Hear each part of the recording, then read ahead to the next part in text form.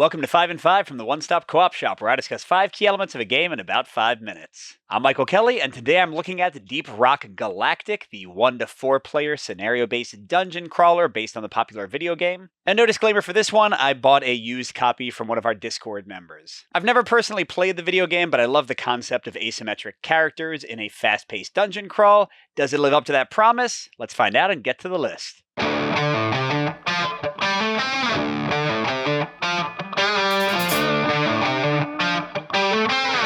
For my number 5 point, I'm looking at the enemies in the game and how they activate, and this one's a bit of a mix for my taste. On the positive side, there's a nice variety of enemies, getting into some very large ones. The miniatures are great for them. Although the variety is a bit of a double-edged sword because it's annoying to flip this giant board over to see the details about them. But then back on the positive side, the activation of creatures is super simple. Generally, they'll either move or attack. And in a cool touch compared to most dungeon crawly kind of games, they don't activate every turn. It's going to depend on the event cards you draw and the swarm track that it's moving down. But back to a negative, and this is going to be something that I'll mention a few times in the video. When you're playing at higher player counts, 3 or 4, you can sometimes have a lot of enemies activate and even completely defeat your character before you get a chance to respond and go. So that can be a little bit annoying. And that goes right into my number 4 point, which is a full-on con for my taste, which is the potential for lost actions in the game. Especially at higher player counts, it could be a while before you get a turn, and normally you get 3 actions, and that's enough. I'll talk about how cool those will be later.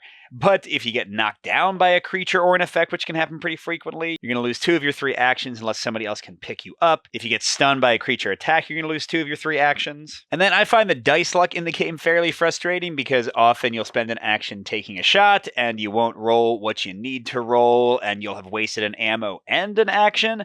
So yeah, this is a game where you can sometimes not do a lot on your turn, and again, especially at 3 or 4 players, man, that can get frustrating. And sorry to say, I have another full con for my number 3, at least for my taste, and that's the scenario variety in the game. Because there isn't a lot. Like, yes, the maps will change and they'll slightly change the events and you'll have to pick up different things. But by and large, even though there's a lot of scenarios in the game, they all sort of boil down to the same thing and feel like the same thing. Go out, get some stuff, come back. Now, it does look like in the upcoming crowdfunding campaign, they're going to have quite a bit more variety, like escort missions and those kind of things. So this might be fixed by the expansion. But yes, I find the variety in the scenarios pretty underwhelming here. One kind of feels like another as you play more. But for my number 2 point, I have a full-on pro, and those are the actions and tactics in the game. Now, I already mentioned some frustrations, like with player count, where you don't get your turn for a while, with the dice sometimes messing you up with losing actions. But if you strip all that away, the 3 actions you take on your turn and the choices you make with them are really interesting.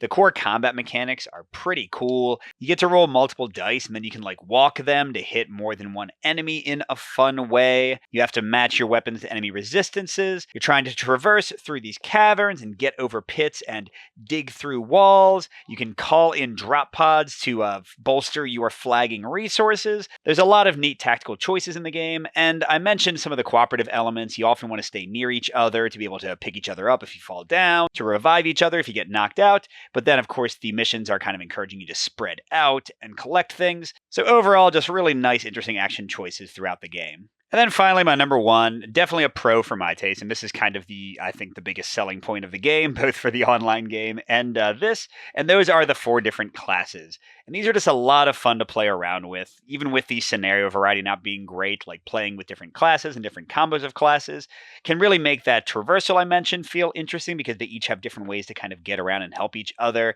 The combat really changes up based on your main weapon, and each of them even has an alternate weapon they can throw in to change things up further. So yes, these classes are a lot of fun. None of them feel underpowered or boring, at least in my experience. They're all pretty cool. So certainly the best part of the game for my taste. So overall, you might want to check out Deep Rock Galactic if you're looking for a fun beer and pretzels dungeon crawly romp that doesn't require too much time, especially if the idea of the asymmetric classes with their special powers excites you. It's the best part of the game. But on the other hand, you might want to avoid this one, at least in my opinion, if you're going to be playing mostly with 3 or 4 players. A lot of its flaws shine through, and I find a lot of the fun fades away. And also, if you're looking for a lot of variety in play, scenario to scenario, you might want to look elsewhere, unless you're going to back the new crowdfunding campaign. It sounds like that might improve that greatly. And if you want to see the game in action, we had, I think, at least 1 playthrough on the channel and 1 on the streaming channel, so you can go check those out. Good gaming, and I'll see you at the next stop.